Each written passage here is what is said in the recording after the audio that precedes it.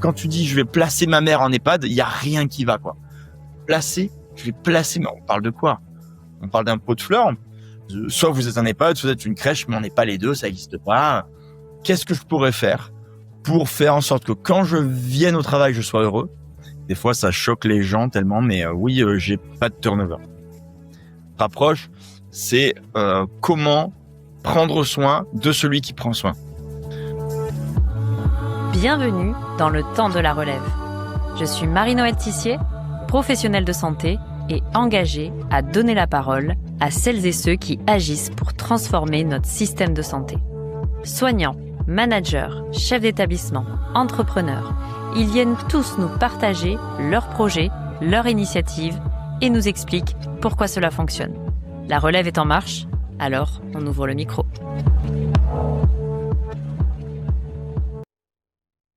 Alors, je suis hyper heureuse aujourd'hui pour cet épisode parce que pour être totalement transparente avec mon invité du jour, je le suis, je crois, depuis presque mes études à l'école d'infirmière, donc ça remonte à quelques temps maintenant. À l'époque, déjà, les jardins d'Haïti faisaient parler d'eux, pas parce que vous faisiez du bruit, mais surtout parce que vous cassiez un petit peu déjà les codes.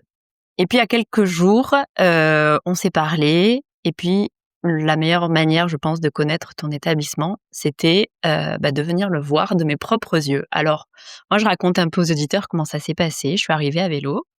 Au même moment qu'une autre maman qui accompagnait son enfant à la crèche, on m'a dit « Installe-toi directement au bar ». Donc, je me suis installée au bar. Je me suis pris un petit café. On m'a dit que je pouvais bosser où je voulais, comme chez moi. Et puis là, il y a tout qui a commencé. Un résident est venu me parler. Il m'a demandé ce que c'était un podcast. On a échangé. Ta future stagiaire est arrivée aussi à ce moment-là. Puis une de tes collaboratrices. Ensuite, tu m'as fait visiter ton établissement. Pendant qu'on discutait, quelqu'un nous a apporté une pizza parce que j'ai bien retenu le jeudi, c'est pizza. Et je t'avoue que j'étais pas prête à vivre tout ça. Pas prête à vivre ça dans un lieu qu'on appelle encore trop souvent un EHPAD. Et pas prête à ressentir autant de fluidité, d'humanité et de vie surtout.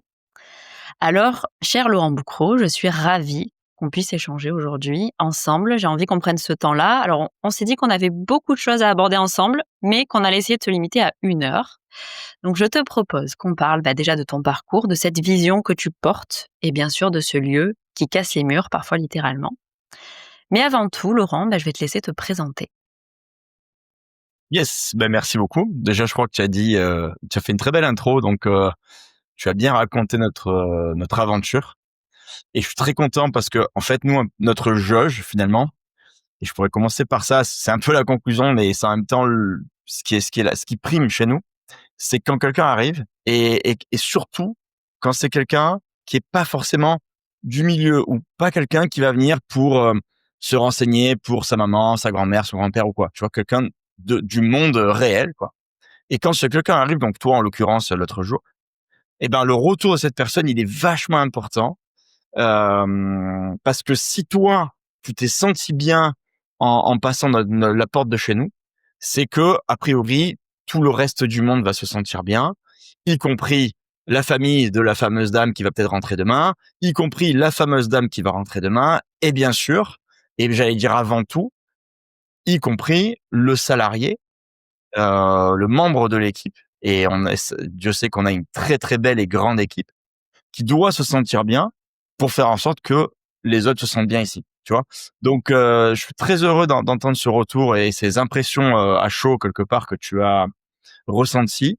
Parce que si voilà, nous finalement à la question est-ce que on fait bien les choses ou est-ce qu'on va dans le bon sens, en fait on se dit souvent la seule bonne réponse c'est celle des autres, quoi. Voilà. Mais alors, qui es-tu, Laurent Boucrot? Qui suis-je? Bonne question. Donc je suis tout d'abord Laurent Boucrot, 42 ans, 4e génération de la famille Boucrot, 4e de l'histoire en fait, sachant que c'est mon arrière-grand-mère qui avait fondé l'association dans les années en 1950 pour être exact. Et l'association existe toujours, bien sûr.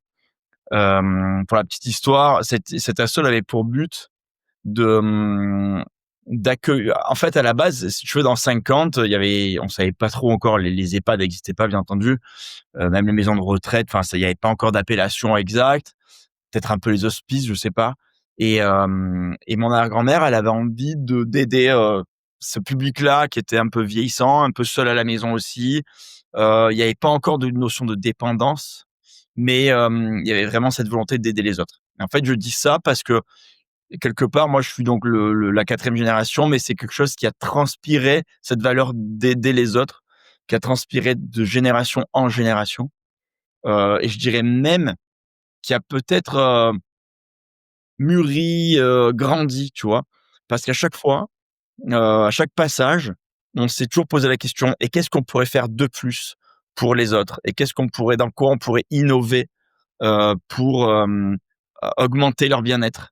Tu vois? Donc, elle nous a laissé ça, en fait, en héritage, cette envie d'être utile pour l'autre, quoi. Je crois que c'est vraiment ça qui nous caractérise. Et du coup, je dis «nous» parce que, bien sûr, tu me demandes de me présenter à moi, mais je peux pas me présenter moi sans présenter, hem, cette famille à qui j'ai la chance d'appartenir, et qui m'a transmis, enfin, en fait, ce bel héritage, de valeurs humaines.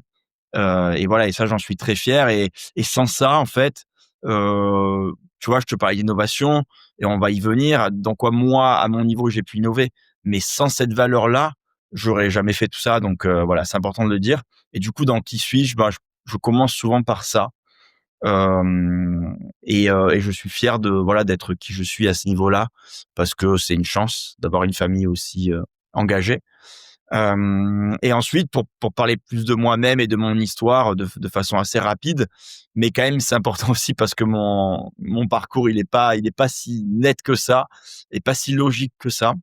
Moi, j'ai clairement dit à mon père, en fait, il pensait que ça s'arrêterait à lui, quoi, parce que mon frère et moi, puisqu'on on est deux frères, hein, qui sommes tous les deux d'ailleurs dans le métier maintenant, mais à l'époque où on sortait tous les deux plus ou moins des études, on était tous les deux très passionnés de sport.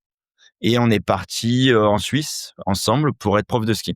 Et on a fait, lui un peu plus que moi, mais on a en gros pendant les 10 premières années, après le bac, on a été tous les 2 profs de ski. Et donc mon père, il avait dû se dire à l'époque, bon bah OK, il y aura pas de il y aura pas de suite à l'histoire. Visiblement, il préfère les montagnes aux personnes âgées. Et voilà. Donc ça, c'est pour la petite anecdote, mais tu verras que ça a son importance parce que moi, ça m'aide beaucoup aujourd'hui. Ça m'aide énormément dans mon quotidien en tant que manager notamment. Le sport, en fait, c'est chargé encore une fois, de valeurs. J'ai beaucoup parlé de valeurs parce que c'est ce qui me guide, hein. Et le sport est tellement beau en termes de valeurs, de partage, surtout quand t'enseignes. Il y a quelque chose de, tu vois, cette notion de transmettre, et donc de se poser la question: comment je vais apprendre à l'autre à faire tel ou tel geste? Comment je vais lui faire comprendre ce qu'il faut faire et tout et tout? Et ça, je m'en sers beaucoup. Et bien sûr, il y a une autre valeur dans le sport qui est très belle aussi et qui me caractérise, je pense, c'est l'aspect dynamique, toujours en mouvement. Et ça, c'est vachement important dans mon métier. Et c'est là que ça se rejoint un petit peu. Alors qu'on pourrait penser que le sport et le milieu du soin et encore plus du grand âge sont pas liés. Et en fait, c'est vachement lié. Donc, petite sortie de parcours familiale à ce niveau-là. Et puis je reviens en 2012, un truc comme ça. Je reviens un peu de manière, comment dire, un peu hasardeuse aussi, comme je te disais tout à l'heure, faut laisser faire le hasard. En gros, j'étais déjà avec la femme avec qui je suis aujourd'hui, avec Alice, qui est elle médecin, elle est chirurgien pédiatre à la Timone.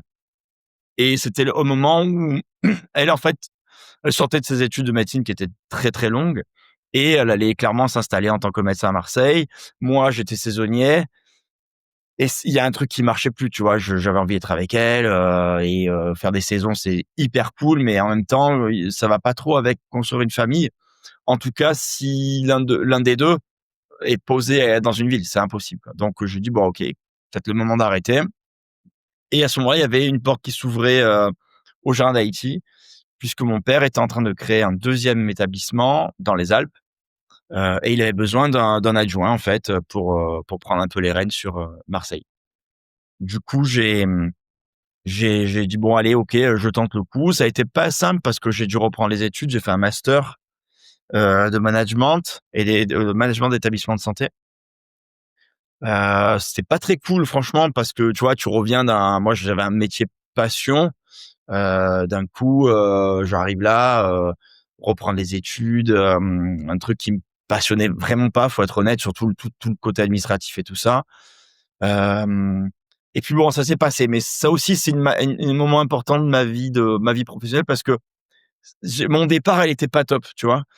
Il y a eu les études, après il y a eu la prise de poste, et pendant les quelques années là qui ont suivi ce moment-là, j'étais pas hyper heureux, j'étais pas très satisfait de l'endroit dans lequel j'étais. Et c'est pour ça qu'on disait au tout début, tu vois, tu t'es senti bien toi en arrivant. Ben, je pense que si t'étais venu il y a 10 ans ou 15 ans, peut-être il y aurait pas eu ce truc-là. Et ça veut pas dire que c'était pas bien à l'époque. Ça veut dire que c'était déjà bien, mais à mon sens à moi, pas encore assez tourné vers la vie, la joie, la bonne humeur, le partage, la rigolade, etc. Et donc ça a pris du temps de comprendre qu'est-ce qu'il fallait faire pour changer tout ça. Euh, et puis voilà, c'est là que mon aventure a réellement commencé. C'est à cette question de qu'est-ce que je pourrais faire pour faire en sorte que quand je vienne au travail, je sois heureux. Et donc, si je suis moins heureux, que mes équipes soient heureux, etc., etc., etc. Voilà Moi, pour qui je suis. C'est une bonne j'ai, intro. j'ai un de mes collègues de travail qui dit, il fait, alors attends, il faut que je reprenne la phrase, c'est faire du bon travail là où il fait bon travailler. Il se reconnaîtra, je pense, quand Ouais, il ok. écoutera. Ouais, bien, bien, bien, bien. Voilà. Je- Je pense que ça caractérise un petit peu aussi, je pense, ta vision des choses. Donc aujourd'hui, tu es à la tête donc des Jardins d'Haïti. On a bien compris que tu étais basée sur Marseille. Tu peux nous présenter rapidement en termes de chiffres, combien de places vous avez, combien de salariés? Yes. Bien sûr, on a, alors les gens d'Haïti, c'est donc 93 résidents, 8 places d'accueil de jour, 14 berceaux de crèche, 60, grosso modo, soit une soixantaine de salariés. Et voilà, basé à Marseille, totalement centre-ville, vers le boulevard Chave, pour situer. OK, comme ça, au moins, voilà, le contexte est posé. Alors bien sûr, tu nous as déjà dit qu'il y avait une crèche, bien entendu. C'est la première étape, en tout cas, pour toi? C'est quand tu as, en tout cas, repris les rênes, de l'établissement? Ça a été ton premier projet, la crèche? Ça a été mon premier projet. C'est même, d'ailleurs, c'est celui qui m'est apparu comme le plus logique dès le début quand je suis arrivé. Pour une raison très simple, c'est que donc il y avait ce lieu qui était encore une fois déjà bien pensé parce que les générations d'avant avaient eu cette envie de faire quelque chose de bien et de joli. Mais on commençait, tu vois, l'établissement commençait à vieillir un peu. Et il y avait beaucoup de petites pièces. Il n'y avait pas encore ces grands espaces comme on peut avoir aujourd'hui. Et en fait, tous les résidents, ils étaient recentrés à un seul endroit de la maison. C'était à l'accueil. L'accueil qui à l'époque était pas grand du tout. Mais c'est pas grave. Ils venaient. Ils voulaient tous être là comme si ils voulaient la moindre vie qui passait et forcément par l'accueil parce que c'est par là qu'on rentre. Mais c'est genre le livreur, l'ambulancier, n'importe qui générer du bien auprès de ces gens-là. C'était intéressant de dire, OK, pourquoi ils sont à l'accueil alors qu'il y a quand même un resto qui est déjà sympa, il y a une salle de spectacle, il y avait déjà la salle de spectacle à l'époque, parce que ils voulaient être baignés dans cette vie, tu vois. Et ce que j'ai vu en priorité, enfin, le plus flagrant, c'était quand les enfants venaient, de temps en temps, parce que c'était très, très rare qu'ils viennent, forcément, puisque quand on était encore dans ce système d'EHPAD, juste EHPAD, quoi, eh ben, les enfants, ils venaient pas volontiers, parce qu'il y avait rien qui était vraiment pensé pour eux. Et donc, tu vois le truc. Et quand ils venaient, je voyais les résidents qui, bien entendu, tu avais la grand-mère ou la grand-mère du petit qui était trop contente, mais tous ceux qui étaient à côté d'elle, ben, il y a quelque chose qui changeait en eux drastiquement, quoi. Il se passait un truc, tu vois. On aurait dit qu'ils venaient de prendre une dose d'un médicament magique et qu'ils étaient bien pendant X temps. Et, et je m'étais dit, mais en fait, c'est ça le truc. Il faudrait tout connement que ces enfants-là soient tout le temps avec nous. Et du coup, c'est ce médicament magique qui serait en permanence injecté à nos résidents. Et voilà, donc c'est comme ça que j'ai eu l'idée, hein, enfin l'idée, c'est pour ça que ça apparaît assez logique. Sauf que ça, c'était en 2012-2013. Et en fait, ça m'a pris des années parce qu'au début, quand j'ai posé la question un petit peu, tu vois, aux autorités notamment, on m'a dit non, non, mais soit vous êtes un EHPAD, soit vous êtes une crèche, mais on n'est pas les deux, ça n'existe pas. Voilà, point barre. Ouais, il y avait personne, enfin en tout cas, tu avais pas de connaissances en France où c'était un modèle qui avait déjà été mis en place quelque part. Non, il y avait pas. Ouais, j'étais précurseur. Alors oui, oui et non. Enfin, oui, sans le savoir vraiment, parce que j'avais pas cette envie d'inventer un truc, tu vois. J'avais juste cette idée de me dire pourquoi. Alors j'avais déjà fait des recherches d'ailleurs, et il y avait à l'époque une euh, une crèche qui était un petit peu adossée à un établissement à Marseille. J'étais allé visiter et tout. C'était pas mal. Enfin, c'était même déjà très bien, forcément. Mais c'était dépareillé, quoi. T'avais l'établissement X et la crèche Y, et ils créaient des trucs entre eux, genre le mercredi matin, tu vois. Dans mon idéal, j'avais vraiment la crèche au milieu des résidents. D'ailleurs, on n'a pas réussi, hein, à le faire. On en parlera. Mais on a essayé de faire quelque chose qui se qui s'approche de ça, quoi. La crèche là, elle a ouverte quand? 2020. 2020, ouais, donc réflexion, ouais, donc ça t'a pris en effet des années Et voilà. pour arriver, à ça. Et donc là, la crèche, donc moi c'est vrai que j'ai pu visiter, donc voilà, j'arrive bien à me projeter. Mais pour ceux qui nous écoutent, tu peux nous en dire un peu plus, sur, voilà, comment ça s'articule? Je suis maman, je dépose mon enfant à la crèche le matin, comme dans toutes les crèches classiques. Qu'est-ce qui est différent, par rapport à la fois aux enfants et qu'est-ce qui est différent aussi pour les résidents? Ouais, c'est on va pour faire très simple, heu, parce que ça, c'est des inconnus, tu vois, vers lesquels je suis allé aussi. La première question, qu'est-ce que ça change pour les résidents? On pouvait l'imaginer avant que la crèche existe. Parce que comme je t'ai dit, quand tu vois simplement, heu, la réaction du résident quand un enfant passe, tu peux t'imaginer que ça va marcher, à coup sûr, si tu fais ça fois 1000, quoi. Par contre, et c'était un peu la crainte de la PMI notamment à l'époque où on a parlé du projet, c'était de dire: «OK, nous, vos vieux, en gros, ils vont être contents et tout, mais nos enfants à nous, enfin nos enfants, les enfants de la crèche, c'est quoi le bonus? C'est quoi le bénéfice?» Tu vois? Et ça, ben, malheureusement, je pouvais pas dire au début parce que je ne savais pas, et du Oui. coup, on pourrait même considérer que c'était un projet que je pourrais dire un peu égoïste, dans le sens où je pensais à nos résidents, mais pas aux enfants. Alors bien entendu, je pensais pas que ça leur ferait du mal, bien entendu, mais je savais pas que ça serait aussi bénéfique pour eux. Donc, question 1, qu'est-ce que ça fait aux résidents? Ça lui fait un bien de dingue à tous les niveaux, ça le booste, ça le dynamise, ça le remet dans la vie parce que, voilà, d'un coup, d'être un peu dérangé, tu vois? Je dis souvent que ce dérangement généré par l'enfant, il est finalement hyper bénéfique, parce que qui ne prend pas plaisir à entendre un enfant crier, en fait? Alors, c'est toujours pareil, il faut là, on a un travail à faire ensuite, c'est de jauger combien combien on génère de dérangements. Est-ce que c'est 80 enfants toute la journée? Là, on ferait n'importe quoi. Est-ce que c'est 3-4 enfants qui viennent de la crèche 1 heure par jour? Ouais, mais ça, maintenant, on sait faire. Et le bénéfice pour les enfants, c'est que, on a créé sans le vouloir, sans le savoir, une bulle, éducation pour nos enfants.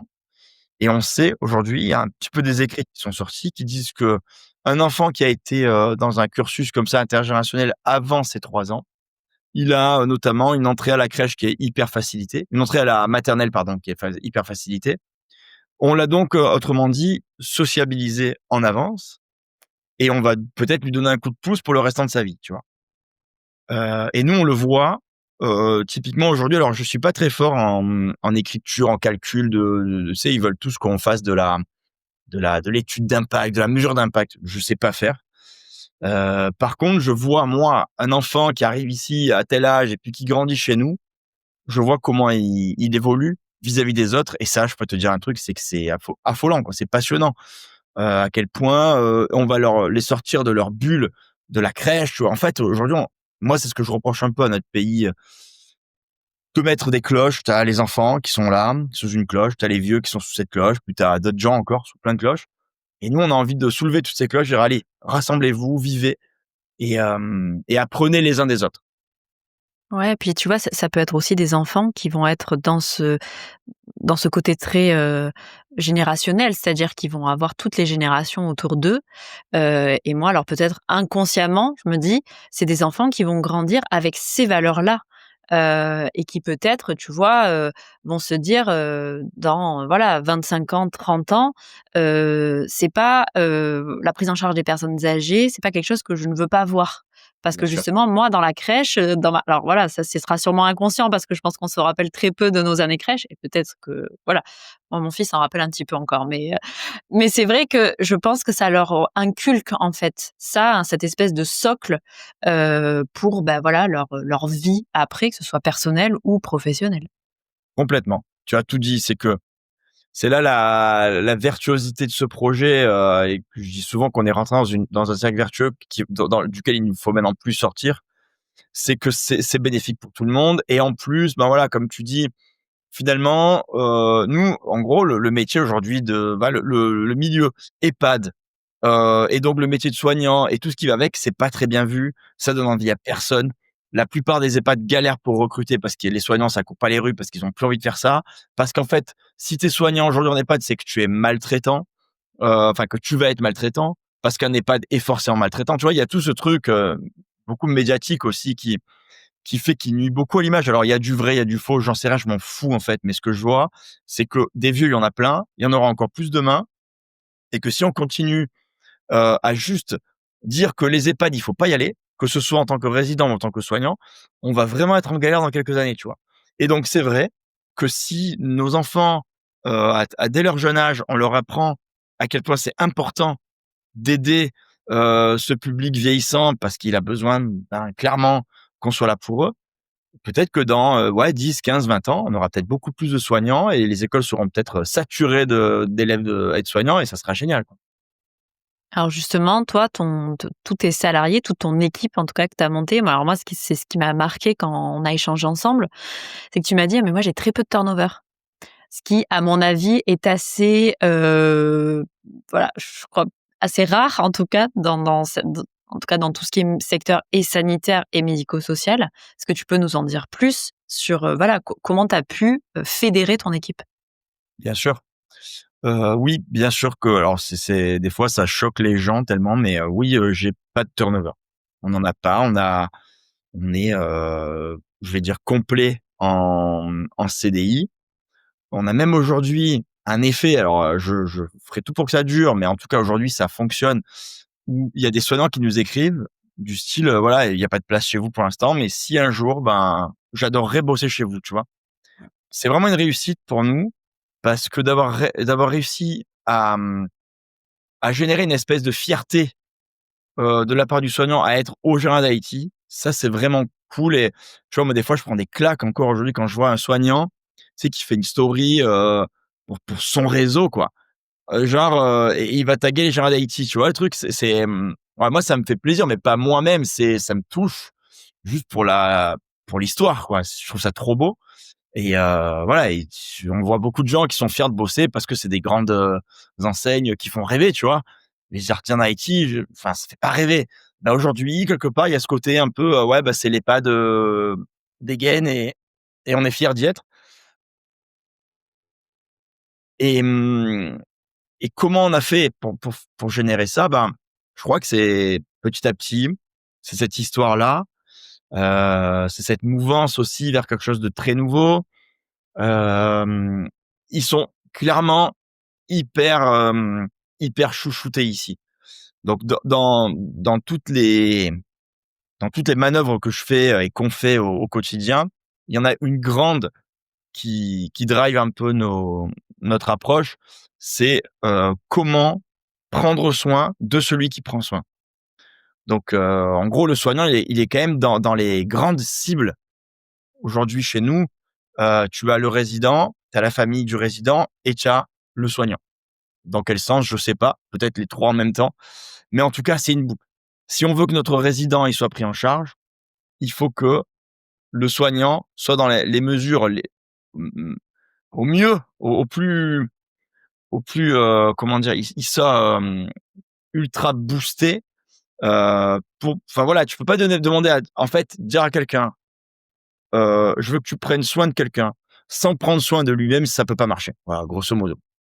Ouais, je Donc, tu vois, alors je peux te citer plein d'exemples, mais en gros, tout ce qu'on va faire tourne autour de ça. Premier point, ça reste quand même, le turn enfin pas le turnover, le comment dire? Pardon, hein, ça va me venir. Voilà, le premier point, c'est l'effectif. Si tu maintiens, un travail en sous-effectif permanent, parce que il y a pas de moyens, parce que il y a pas de soignants, parce que l'établissement n'est pas plein, comme ça peut se faire dans certains endroits. Tu vas forcément aller vers un truc qui va pas. Ton soignant, celui qui est là, en tout cas, qui bosse aussi un peu pour celui qui est pas là et qui prend cette habitude d'avoir un travail qui est, surchargé, il va finir par perdre sa motivation ou par tomber malade ou par se faire mal.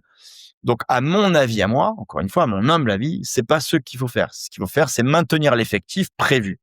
Donc, nous, ça, c'est notre politique numéro un. On remplace le moindre absent.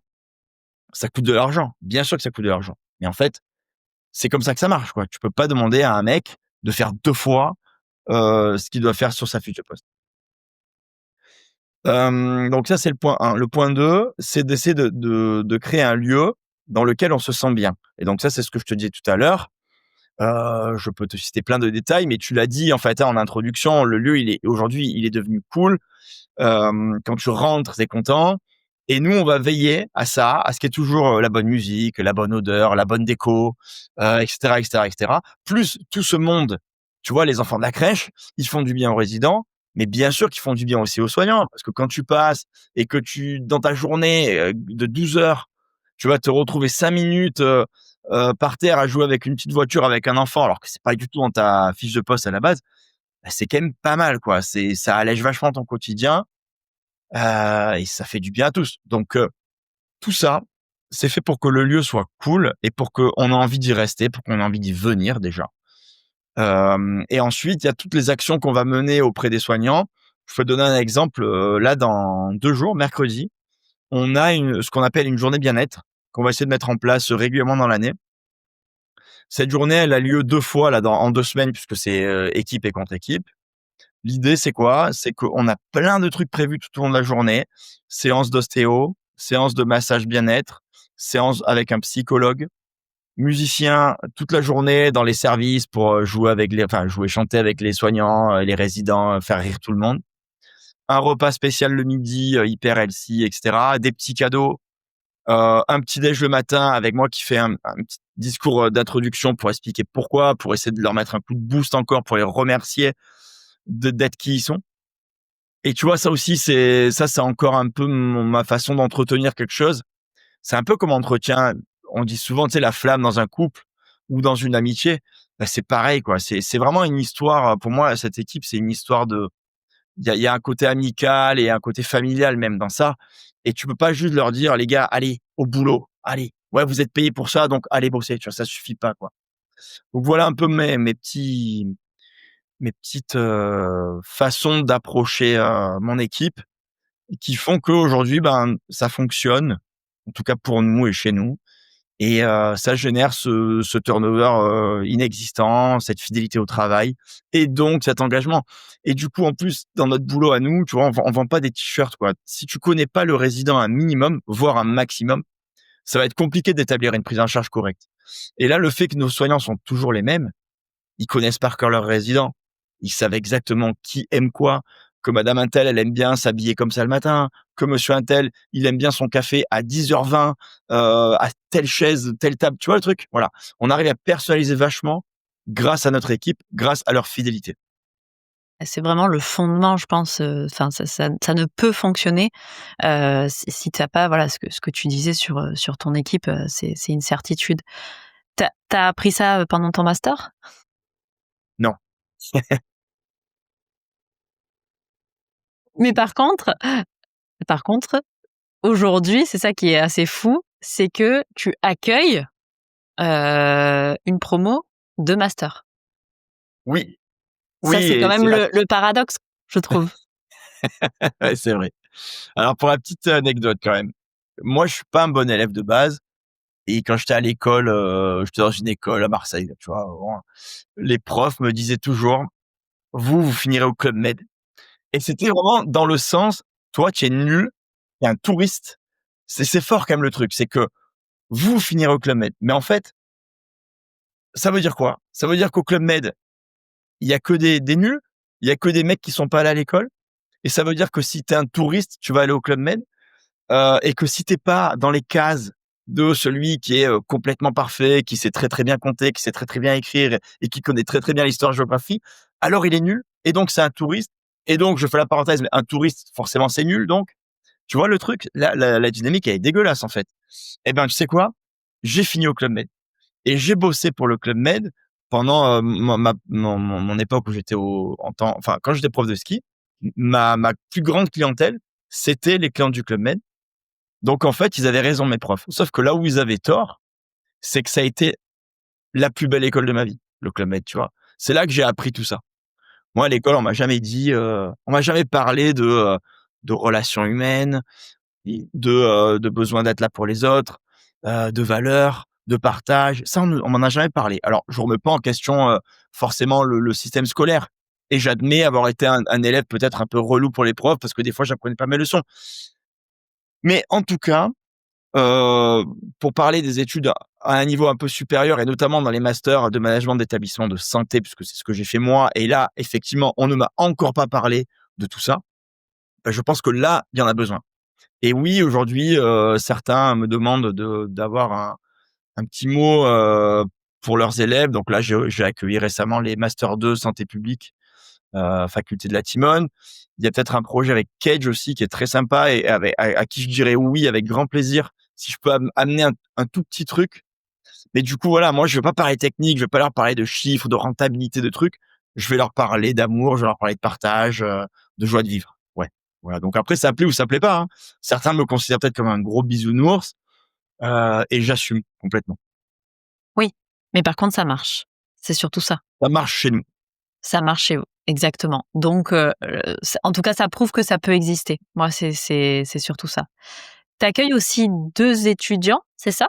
En logement étudiant aussi? Donc ça, c'est en plus, projet crèche, donc projet aussi logement étudiant. Ça, c'est quelque chose que tu as fait récemment? Ouais, ça a quelques années maintenant. On a commencé en 2022. En fait, quand on a refait des gros travaux, hein, au sein de la maison, on a quasiment tout reconstruit, si tu veux. Donc ça, on l'a zappé, mais dans l'envie de se réinventer, il y avait l'envie de se réinventer de la manière humaine avec la crèche et tout ça. Et il y avait forcément, ça allait un peu avec, se réinventer sur la partie architecturale. Et donc, bon, on a tout refait. Tu as visité, tu as vu. Et il y avait 50 mètres carrés grosso modo où on savait pas trop quoi en faire. En fait, c'était au niveau des chambres. Et l'archi, lui, il m'a dessiné simplement 2 chambres en plus. En me disant: «On verra plus tard, tu verras ce que tu veux faire». Peut-être, l'idée de base, c'était de dire: «On pourrait faire des chambres pour des familles qui viennent de loin, tu vois, qui peuvent dormir sur place». Sauf qu'en fait, il s'avère que ça n'arrive jamais et pour la famille qui va peut-être venir une fois dans l'année, c'est un peu con de garder 2 chambres, fermées. L'idée m'est apparue d'un coup en me disant: «Finalement, si on faisait un appart plutôt que 2 chambres et on hébergerait 2 étudiants qui sont dans le besoin». Donc il y a cette notion encore une fois il y a forcément des étudiants aujourd'hui à Marseille qui sont en galère de logement, vu les prix de l'immobilier et des locations. Et nous, ça nous ferait 2 personnes en plus, à qui on pourrait demander du temps auprès de nos résidents. Donc le truc, il est tout simple. Là, c'est 2 étudiantes qui sont chez nous. Elles sont nourries, logées gratuitement et elles ont un contrat. Elles doivent 7 heures de temps chacune par semaine auprès de nos résidents. Et ça, c'est vu avec notre animateur notamment, qui leur fait un planning, tu vois, du style, bah tiens, samedi, moi je suis pas là, donc il y en a une qui va faire une animation l'après-midi, l'autre qui va passer dans les chambres, voilà, un truc, tu vois. Et nous, en fait, ça nous fait 14 heures de plus quand même, tout ce qu'on appelle du temps relationnel, qui est un temps qui est hyper important et dont on manque drastiquement dans nos structures. Bah là, tu as 14 heures et ça fait quand même 2 heures par jour, tu vois, c'est énorme en fait, hein. Donné de la part de jeunes, filles là en l'occurrence, auprès de nos résidents, de la manière la plus simple, c'est: «Bah, allez, venez, on discute, on échange, qu'est-ce que vous avez envie de faire? On partage un café, on lit un livre ou autre chose». C'est, encore une fois, c'est la vie. C'est tu ouvres sur la vie. Yes. Enfin, je trouve que c'est encore une belle idée de pouvoir aussi exploiter, tu vois, une certaine partie où tu savais pas trop, quoi en faire. Tu aurais pu faire, X choses, un espace de stockage, salle de réunion comme je pense, auraient fait beaucoup d'établissements et là, encore une fois, tu vois, tu t'es un peu posé en te disant, qu'est-ce que ces mètres carrés pourraient faire pour que j'ouvre encore, en fait, l'espace à la vie extérieure. Ouais, c'est bien, tu résumes bien le truc et merci. Tu m'aides aussi à à construire un jour peut-être à quelque chose de très écrit, tu vois? Où je pourrais vraiment une espèce de cahier des charges dans lequel on pourrait raconter tout ça. Mais oui, en fait, ce que tu dis là, c'est vachement intéressant. C'est de se dire, bah, dans cette maison, il doit pas y avoir 1 mètre carré qui soit perdu et qui soit pas humanisé. C'est beau ça, ce que tu viens de dire là, parce que en fait, cette notion d'humaniser le moindre mètre carré, c'est un peu, la réponse aussi à un problème. Et ça, c'est vrai chez nous, mais c'est vrai dans plein de structures. Les écoles, par exemple, tu imagines qu'une école, elle est ouverte de 8 heures à 17 heures, lundi, mardi, jeudi, vendredi et mercredi de temps en temps pour les lycées ou quoi et les collèges. Mais ça veut dire que tu as un temps dingue où l'école, elle est fermée. Par exemple, le week-end. Pourquoi? Et en même temps, on manque de place pour un tas de trucs. Pourquoi on n'ouvre pas les écoles le week-end pour faire des marchés, pour faire des concerts de musique, pour faire venir du monde, pour faire que les gens se rencontrent, tu vois? Des vide-greniers, enfin, il y a tellement de trucs à faire. Pourquoi on perd tous ces mètres carrés à rien foutre? Et à côté de ça, on construit du béton et on construit un bâtiment pour une école de musique et on construit un bâtiment pour faire une gare et trucs et il y a une philosophe que j'adore, qui s'appelle Gabrielle Alpern. Son truc à elle, c'est l'hybridation. C'est elle qui a, bien avant moi, qui a, qui a parlé de ça en disant, pourquoi une gare ne serait pas aussi un musée? Et pourquoi un EHPAD ne serait pas aussi une crèche, par exemple? Et là, pour le coup, elle fait souvent référence à nous dans ses exposés, ça me fait vachement plaisir. Et pourquoi une école ne serait pas, voilà, une salle de concert, le week-end, et cetera, et cetera. Donc oui, humaniser le moins de mètres carrés. Ça. Moi, je m'étais fait la réflexion aussi des vacances scolaires, tu vois? Les Bien écoles sûr. qui ferment pendant les vacances scolaires, ça me paraît fou et puis tu as tous les parents qui d'ailleurs ne savent pas quoi faire de leurs gosses. Et puis il faut trouver une autre structure donc tu as un manque aussi de fluidité, tu vois? Avec tout ça, avec tous ces lieux. Moi, j'ai eu la chance de pouvoir venir bosser chez toi. Ça paraît aussi fou. Donc je suis arrivée avec mon petit ordi et puis moi j'ai bossé, une bonne partie de la matinée. L'idée d'un espace de coworking, ça t'est venu rapidement? Tu t'es vraiment dit: «Il manque ça». Alors c'est vrai qu'à Marseille, on n'est pas hyper bien logé, je trouve, en espace de cowork, c'est vrai. Tu as souvent beaucoup de cowork qui sont très payants, tu sais, voilà, c'est vraiment le modèle, très, on va dire, enfin, pas réglementé, mais c'est vraiment le modèle classique. Comment toi, tu t'es dit: «Il faudrait que les gens, ils puissent venir bosser ici»? Yes, pareil en fait, après ça allait assez vite, si tu veux. Quand je me suis dit: «Bon, bah, OK, on peut clairement, ouvrir nos portes à tout le monde», en gros. Sauf que il faut pas faire n'importe quoi et on va pas faire venir non plus n'importe qui sous prétexte qu'on va faire venir du monde. Heu, il y a quoi autour de nous et qu'est-ce qu'il n'y a pas autour de nous? En fait, le 4e arrondissement dans lequel on est, il y a pas de coworking. Il y en a un, pardon. Il y en a un qui est un tiers-lieu aussi d'ailleurs, c'est rigolo. Donc il y a rien d'acté comme étant un vrai coworking. Il y a pas d'école de musique. Donc tu vois, moi je me dis: «Bah OK, bah déjà ces 2 trucs-là, on va les faire, quoi». Et donc c'est parti d'un besoin, tu vois? S'il y avait eu, 10 coworking autour de moi, peut-être que j'aurais réfléchi à autre chose. Mais là, je me dis: «C'est quand même bizarre». Tu es dans un arrondissement qui comporte je ne sais combien de Marseillais, mais il y en a des tonnes. Il y a forcément, 10 mecs dans tout ça qui ont besoin d'un endroit pour bosser. Donc on va l'essayer. Sauf que tu t'imagines de l'utopie quand même du projet, quand tu reprends un peu en amont, de dire donc on est en train de dire qu'on va faire venir des gens dans un EHPAD pour télétravailler. Mmh. Ouais, et pourquoi pas finalement? Et ce qui nous a d'ailleurs beaucoup aidé, c'est le Covid, hein, parce que, alors ça a été très dur pour plein de choses le Covid, mais ça a révélé aussi des besoins, je pense. Notamment, bah, le télétravail est né presque, en tout cas a été complètement assumé à partir de là. Et on avait besoin d'endroits pour bosser parce que de bosser depuis sa maison, depuis son appart, c'est bien, mais c'est limitant parce que tu es en manque de ce lien social. Et d'ailleurs, pour faire la petite aparté avec le Covid, on a tous touché du doigt ce que c'était qu'un confinement. et on a tous vu très vite les limites. À mon avis, à moi, une des grandes limites du confinement, ça a été le manque de lien social. Parce que c'est invivable de rester cloîtré chez soi, sans voir sa famille, ses amis et même les inconnus. Et j'insiste sur cette notion de rencontre avec l'inconnu, parce que c'est vital, quoi. Et si nous, on a connu ça et qu'on a vu ce que ça faisait pendant 6 semaines, 8 semaines, est-ce qu'on peut pas dire, de manière très franche et honnête, qu'un résident en EHPAD, il est confiné à l'année? Parce que il y a peut-être moins cette notion d'enfermement, parce qu'il y a un peu de gens, il y a des soignants qui tournent autour de lui, tu vois, et d'autres résidents. Mais est-ce que ça suffit pour maintenir ce fameux lien social? Non. Donc il a fallu réinventer le lieu, et faire venir du monde. Enfin, finalement, devenir un peu une place du village, puisque le résident ne peut plus sortir, pour être clair. C'est des gens qui sont beaucoup trop dépendants aujourd'hui. Donc c'est à nous de faire venir le monde extérieur auprès du résident. Donc voilà, quel besoin? OK, coworking. Allez, on crée un espace. Musique, il y a pas d'école de musique?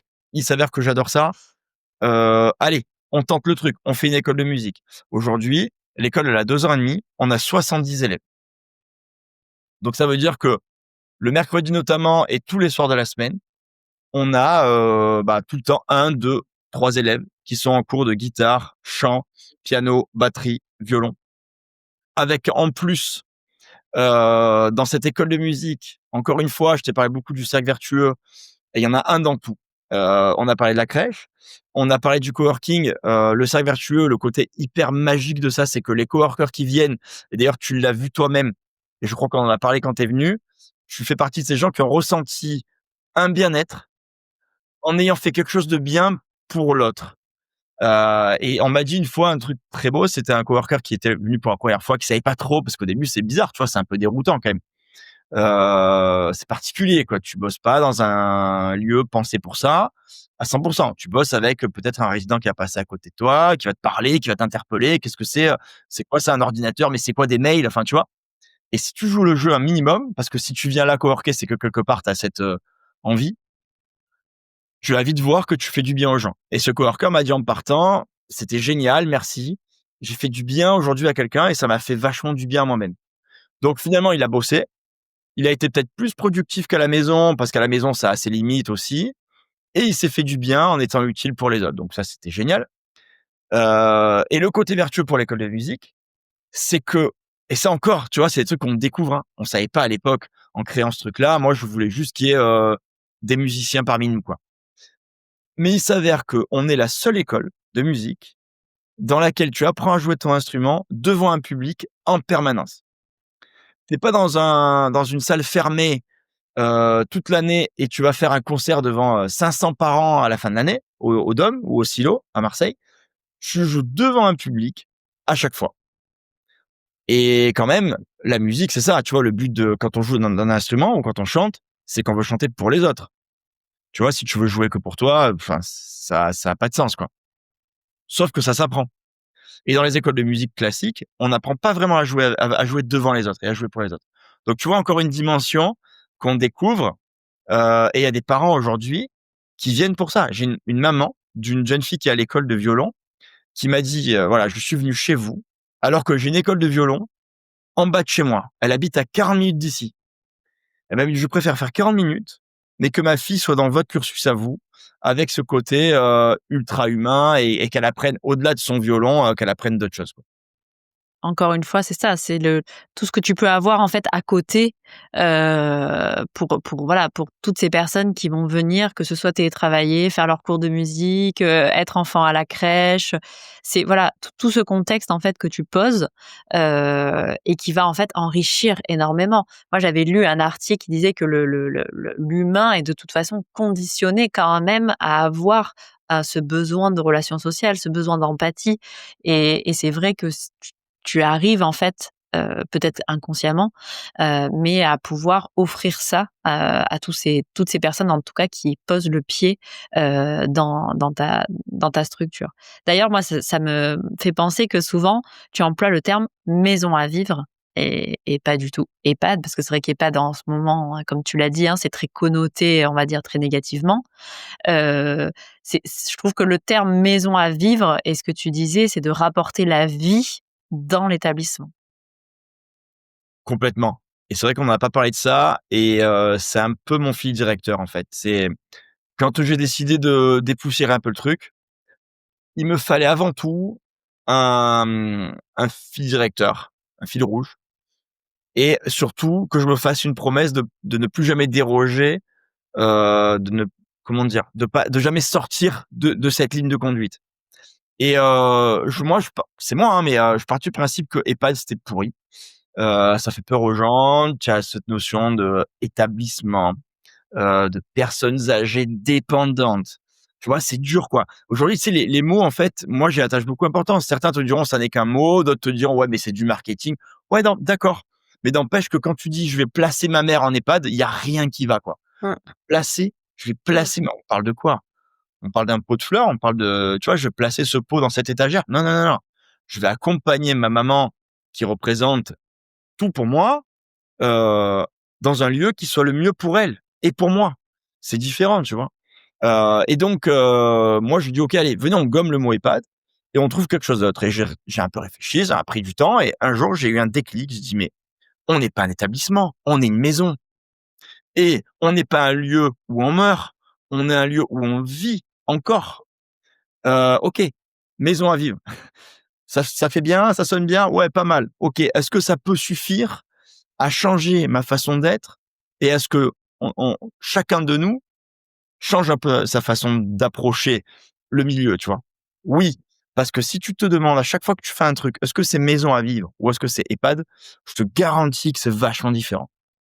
Maison à vivre, c'est chaleur, gaieté, joie de vivre, amener encore et encore et encore des bons moments à des gens qui, peut-être, qui ont 98 ans, 101 ans. Et alors? Il leur reste une semaine à vivre, 6 mois, un an et alors? Ça fait combien de secondes de bonheur qu'on peut encore leur apporter, tu vois?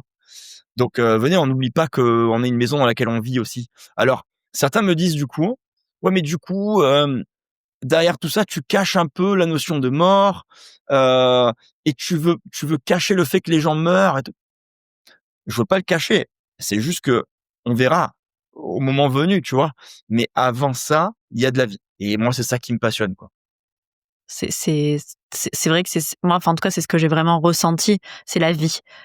Si en tout cas on peut résumer, tu vois, tout ça, c'est, de te dire que, tu n'es pas du tout, éloigné de ce qui se passe, au contraire et je trouve que ton parallèle avec le confinement, moi, c'est quelque chose que j'ai vraiment ressenti, tu vois, quand on a été confinés, de dire il y a vraiment des personnes qui vivent ça dans leur quotidien, et sur les années, leurs dernières années et c'est terrible de te dire que eux sont voilà vraiment cloîtrés entre quatre murs, sans vraiment lien social et ne serait-ce qu'observer, même s'ils sont complètement dépendants, parce que je sais que voilà, tu as des résidents qui sont complètement dépendants, tu as même un secteur fermé, c'est compliqué, mais pour autant, tu leur proposes en tout cas cette vie et ça, je pense que c'est important.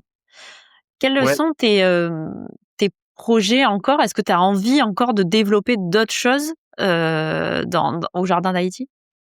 Alors là, on se calme un peu sur le développement parce qu'on a lancé beaucoup de trucs et maintenant, il faut quand même pérenniser tout ça, tu vois? Ce que je disais tout à l'heure, c'est que maintenant, en fait, mon boulot, c'est donc on est dans ce fameux cercle vertueux, mais il faut y rester. Ne surtout pas se dire: «Ça y est, c'est bon, ça marche. Allez, à quoi on passe à autre chose», tu vois? Donc premier objectif, garder le cap. Ensuite, effectivement, dans ce qui me plairait, d'apporter maintenant, c'est que là, aujourd'hui, on a 5 ans, grosso modo, notre projet, maison à vivre à 5 ans, OK? Et tout ce qui va avec des trucs qui sont plus ou moins vieux. Tu as la crèche, après le coworking est arrivé plus tard, mais on a largement de quoi parler de notre aventure aux autres, leur raconter en quoi, ça fonctionne et en quoi c'est bien et comment aussi, par quelles étapes on est passé pour arriver à ça. Parce que là, on parle 1 heure d'un truc qui fonctionne, mais on pourrait parler des heures aussi de tous les flops, des galères et compagnie.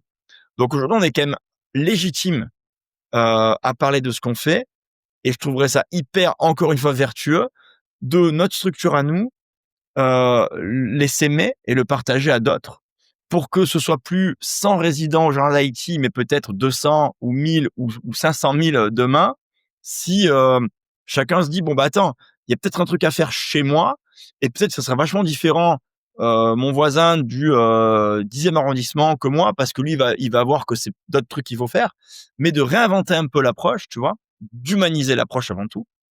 Donc je trouve que ça serait génial et pour l'aventure avec mon équipe et pour continuer l'histoire de mon arrière-grand-mère et mon grand-père et mon père qui ont fait déjà des choses géniales. Et voilà, donc ce serait peut-être ça le futur de notre maison à vivre, ça serait comme je fais là avec toi en fait, hein, de s'ouvrir. D'étendre, voilà, de souffler les idées et de dire que bon, en tout cas, ce modèle-là, il est ce qu'il est, comme tu dis, avec, ses points positifs et bien sûr que tu dois avoir des galères et ça, j'en doute pas. Bien Mais en sûr. tout cas, à l'heure d'aujourd'hui, c'est un modèle quand même qui fonctionne. Heu et en tout cas, ça se traduit à la fois, déjà parce que ton équipe soignante, fonctionne et là, tu as aussi tes résidents. Je suppose que tu es complet, on n'en a pas parlé, mais je me doute bien, voilà, que tu n'as pas de problème en tout cas de remplir, voilà, toutes les places en tout cas des jardins d'Haïti. Et puis c'est surtout qu'on entend parler de plus en plus. Il n'y a pas une semaine, moi en tout cas, où je lis pas, tu vois, un article sur les jardins d'Haïti, sur, toi et donc petit à petit, je pense que le message commence à passer malgré que, voilà, le côté crise des EHPAD, est très connoté très négativement. Si justement il y a des directeurs, tu vois, des personnes qui ont envie, en tout cas, d'échanger plus avec toi, ou avec ton équipe, parce que je pense que ça peut être aussi intéressant de savoir, voilà, ton animateur, ton adjointe, enfin, comment on peut faire pour rentrer en contact avec vous? Alors le mieux c'est de venir, comme tu as fait toi. Parce que tu as vu, hein, par contre la limite de ça, c'est que moi le premier, mais on est tous un peu à fond parce que du coup, mais c'est génial, hein, mais moi aujourd'hui j'ai un métier qui ressemble plus du tout à ce qu'on peut imaginer d'un métier de directeur d'EHPAD.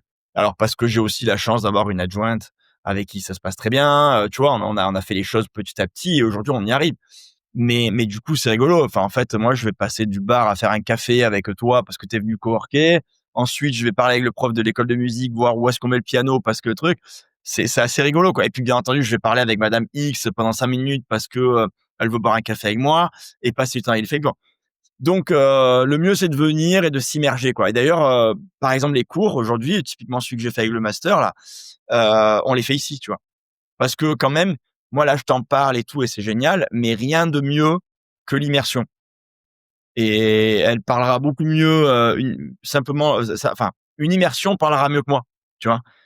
Et tu l'as dit tout en intro et en fait, ce podcast, on pourrait le couper à 1 minute après ton intro, tu tout dit, quoi. Et il y a un truc aussi, que je veux rajouter là-dessus, parce on en a parlé vite fait, mais on parlait des galères et tout notamment et je veux surtout insister sur un truc. On n'est pas devenu un lieu magique. Ça, c'est important. Et des fois, les médias, c'est rigolo parce que soit ils te disent, voilà, les EHPAD, c'est pourri. Donc ça, c'est ce qu'ils vont te faire sur M6 quand tu vas voir l'émission sur Orpea, machin. Alors que Orpea, certains font des trucs très bien. Bon, bref, on va pas lancer le débat. Ou alors, ils vont venir nous voir à nous. Et là, ils vont dire, oh, les gars, c'est l'EHPAD de demain. C'est un truc de fou. Ouais, alors oui. Mais attention, la notion de grand âge, la notion de dépendance, la notion de mort, et la notion de drame, elle existe chez nous aussi, tu vois? Et du coup, ce qu'on fait, notre approche maison à vivre avec tout ce qu'on vient de parler, ça permet pas de changer, ça permet pas de passer, de faire un demi-tour complet sur la notion dramatique. Ça permet d'alléger cette notion dramatique, tu vois? Et ça fait que la famille qui arrive à un moment donné où elle va être dans la douleur absolue parce que sa maman, son papa, son grand-père rentre chez nous et donc arrive à un moment de la vie qui est quand même pas le plus cool, en tout cas sur le segment de la vie parce qu'on est plus près de la fin que du début. Nous, on va essayer d'alléger tout ça et de lui dire: «Bah, vous savez quoi? Oui, on en est là, mais n'empêche qu'on va encore faire ça, ça, ça et ça et ça et votre grand-père, votre maman, votre grand-mère, elle va encore rire, elle va encore passer des bons moments».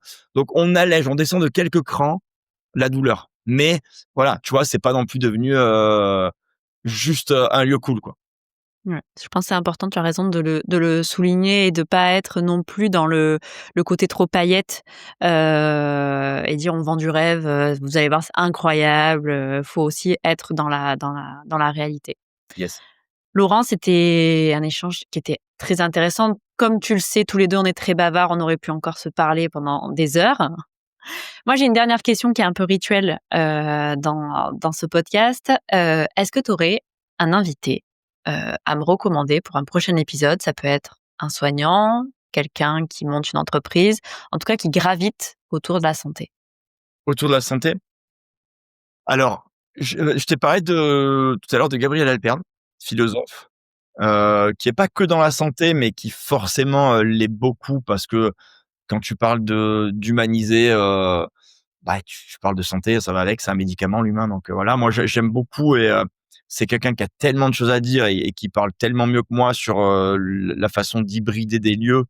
Je pense que c'est quelqu'un qui mérite, d'être elle est déjà très écoutée, mais voilà, c'est quelqu'un qu'il faut, infuser à tout le monde. Infuser non, injecter. Il faut quelqu'un qu'il faut injecter à tout le monde. Et après pour être plus dans la santé pure, moi il y a alors c'est pas une personne en particulier, c'est un établissement qui est quand même pour moi le modèle ultime, qui s'appelle La Maison, qui est à Gardanne, proche de Marseille. Et en fait, c'est, bien avant nous, un établissement qui avait, cassé tous les codes de ce que c'est qu'une prise en charge soignante. C'est les premiers, il y a des années de ça, à avoir arrêté, les blouses blanches, et ça va très, très loin dans la façon d'appréhender le malade et avec quand même une dimension encore plus complexe que nous. Parce que donc nous, on a un établissement de personnes âgées, donc ce sont des gens qui sont quand même dans un cursus de la vie qui reste, même si c'est dramatique, il y a quelque chose de normal. Et moi, j'arrive, en tout cas moi, parce que tu sais, c'est des milieux qui sont quand même lourds. On s'attache aux gens, on fait des tas de trucs avec eux, on partage des émotions avec eux, et puis d'un coup, ils disparaissent. Et c'est pas que simple, tu vois. Mais moi, personnellement, mon bouclier, c'est de dire, c'est des gens qui étaient très âgés.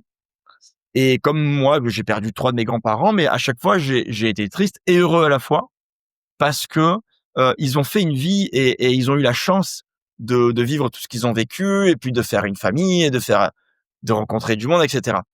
La maison s'adresse à un public beaucoup, en tout cas plus jeune, voire beaucoup plus jeune, puisque c'est pour des gens qui sont en soins palliatifs. Donc moi, je trouve ça encore plus difficile et du coup, je trouve ça encore plus utopique, mais j'y crois forcément, d'avoir dit: «Allez, ils sont en fin de vie, ils sont en soins palliatifs, certains sont jeunes, mais venez, on essaye de faire en sorte qu'on rigole encore avec eux et qu'ils aient encore de bons moments», tu vois? Et ils y arrivent, c'est la référence en France. Donc si eux y arrivent, comment nous, on peut ne pas y arriver, tu vois? C'est un peu le donc voilà, moi, c'est un de mes modèles quand même, hein, et c'est ouais, c'est ceux moi, je te conseillerais d'inviter sur ton sur ton plateau parce que c'est génial ce qu'ils font. Noté. Laurent, merci pour ce temps que tu nous as accordé et puis, bah, je te souhaite bonne route pour les jardins d'Haïti, que ça continue encore avec beaucoup de projets et merci en tout cas de nous partager, bah, tout ce qui t'anime. Moi, ça, je pense que voilà, tous ceux qui pourront écouter cet épisode, ça va vous redonner un coup de boost, dans votre quotidien. Merci Laurent. Merci à toi et je me permets de te remercier doublement. D'abord parce que tu fais partie de ceux qui veulent montrer ce qu'on fait et c'est très important dans l'éducation qu'on va apporter, aux gens, on parlait des enfants et tout, mais de comment on éduque finalement tous ceux qui sont pas encore en contact avec un EHPAD, mais qui peut-être demain, en auront besoin et de leur dire: «Bah, vous savez quoi? Il y a aussi des trucs cool qui se font». Donc point 1, merci pour ça. Et point 2, merci parce que du coup, tu es à la base une coworkeuse qui est venue chez nous et qui a tenté l'aventure, qui a osé tenter l'aventure. Et ça, on l'a pas dit, mais sans des gens comme toi, qui croient en le projet. Parce que moi, j'ai dit, allez, on fait un coworking, une école de musique. Mais si j'ai pas des coworkers qui y croient, si j'ai pas des élèves de l'école de musique qui y croient, ça marche pas. Donc, vous faites partie de ce moteur magique et je te remercie pour ça. Merci Laurent.